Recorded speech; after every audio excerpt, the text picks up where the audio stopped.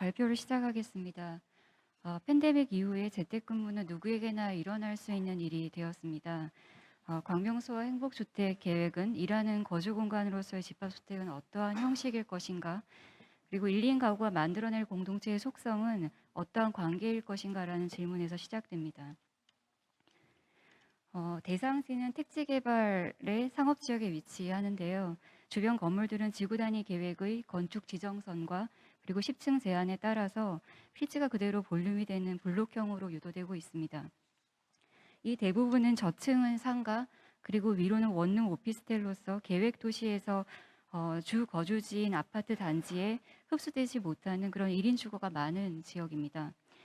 이러한 도시 질서를 따라서 매스를 건축 지정선까지 최대한 확장해서 블록화하고 그리고 내부 공간을 접지층까지 보이도록 만들어서 보행로에서 누구나 들어올 수 있는 공공 공간을 제공합니다. 외부를 향해서는 개방형 발코니를 통해서 개인의 다양성이 표출되고 창호 커뮤니티 공간은 입체적으로 조직됩니다. 일하고 쉬는 도시적인 삶이 풍부하게 겹쳐지는 일상을 실현하고자 합니다. 차량은 북서 방향에서 진입하고 경사로 상부는 계단식 정원이 되며 기존 도시에 계획된 보행자 전용로에서 전방위로 건물 내부 골목길과 중정으로 들어오게 됩니다. 3개의 모퉁이의 수직 동선이 배치가 됩니다. 입주민 코어는 보행로에서 골목길을 거쳐서 집으로 가도록 조금 길게 두고 근처에 이사와 택배 경비실을 둬서 편의와 보안을 고려하였고 보행 광장을 면한 동측 코어는 재택과 업무 방문자를 위해서 별도로 분리하였습니다. 도로를 면한 서측 코어는 상가와 공용 주차장 이용입니다. 공간 구조는 주거 단위로 시작해서 이웃과 대면하는 형식으로 집합하고 창업을 체계적으로 지원하며 휴식이 있는 환경을 만들고자 하였습니다. 좀 더 구체적으로 설명을 드리면요. 기존의 전형적인 1인 원룸은 침실을 중심으로 하나의 공간이 되기 때문에 집에서 하루 종일 머물기가 정신적으로 신체적으로 매우 불편합니다. 1인 주택에 대한 제한으로서 휴식 공간은 외부 방향으로 그리고 일하는 공간은 진입 방향을 각각 면하게 합니다.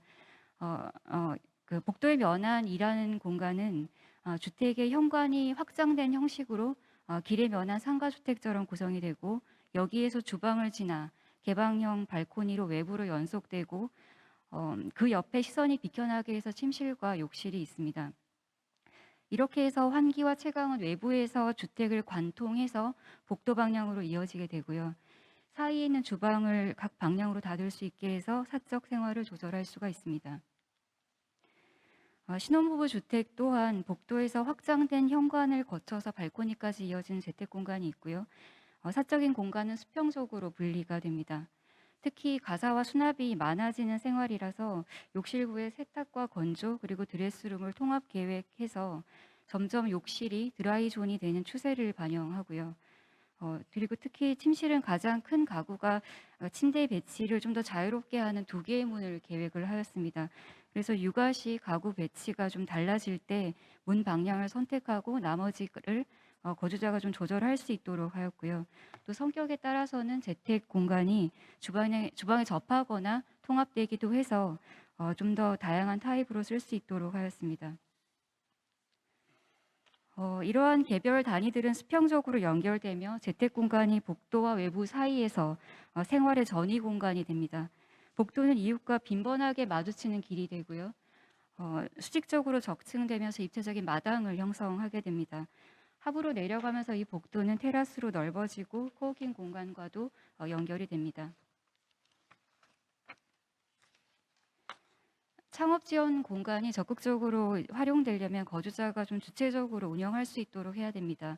그래서 이에 좀 체계적인 공간으로서 유연하게 좀 대응을 하고 또 비용을 합리적으로 공유하기 위해서 일의 속성에 따라서 공간의 크기를 S부터 XL 크기까지 그 위치를 고층부터 저층까지 배치하였습니다.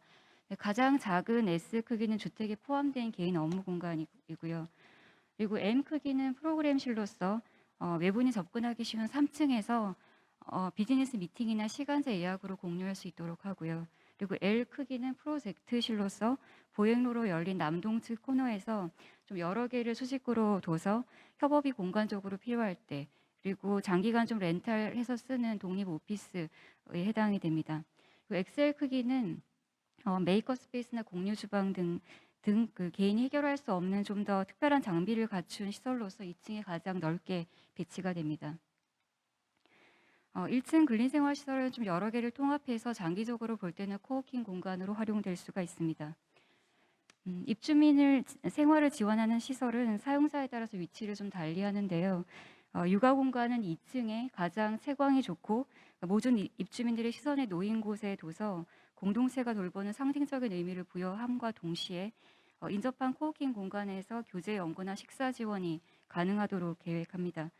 그리고 최상층의 남향이자 가장 좋은 전망을 가진 공간에 둔 입주민 공유 시설은 작은 주택에서 제대로 갖추기 어려운 큰 주방, 그리고 세탁 건조실, 운동할 수 있는 거실, 가족이 방문하면 숙박하는 게스트룸을 둬서 필요에 의해서 늘 활용하면서 이를 통해서 교류가 자연스럽게 일어나도록 하였습니다. 이상의 내용을 평면으로 종합하면요.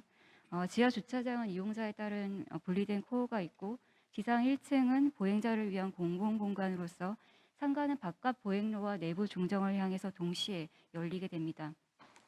지상 2층은 코워킹 공간과 어린이 공간이 만나고 상업지원사무소나 입주관리사무소를 각각 연결 코어 근처에 두었습니다. 기준층 평면은 세 면이 모퉁이에서 만나서 외부로 열리도록 하는 열린 구조를 가지고 있습니다.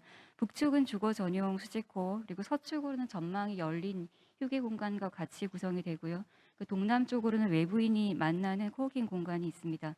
이렇게 순환하는 복도는 요철 공간이나 테라스, 공유 공간을 만나면서 머물 수 있는 장소가 됩니다. 평면이 적층되며 형성하는 중정은 위로는 작은 정원과 휴식하는 테라스로 입체적으로 이어지고 접지층에서는 보행로로 열리며 도시와 공동체가 만나게 합니다. 특히 복도에 있는 이런 칼라 패널은 그 길찾기를 위한 사이니지 역할이자 입주자에 따라서는 창업자가 집 앞 간판처럼 좀 표현하도록 해서 그 결과로 복도의 다양한 표정이 만들어질 것입니다. 10층 주민 공유 시설은 테라스로 이어지면서 루프탑 카페 같은 느슨한 공간이 되고 2층의 파티오 가든은 상업 지역에서도 아이들에게 좀 안전한 열린 놀이 공간이 되기도 하고 이 계단식 정원이 1층으로 내려오면서 길을 걷다가 머물 수 있는 도시의 공공공간이 됩니다. 인면입니다. 주택은 구분하지 않고 연속적인 면으로서 공동의 집합적 정체성을 표현하고요. 오픈된 발코니를 개인이 점유하면서 좀 다양성이 표출되도록 유도하였습니다. 블록형 메스는 두 개로 좀 분절하되 벽돌 질감을 가진 메스를 주 보행로변에 둬서 좀 도시적 질서에 좀 선명하게 대응하고자 하였고요. 단면입니다. 개인은 상층부에서 외부에 면하면서 휴식을 하고 그리고 공동체는 상업시설과 보행로에서 이어지는 이런 두터운 접지층에서 중정 공간으로 상승하면서 활기 있게 교류를 하게 됩니다.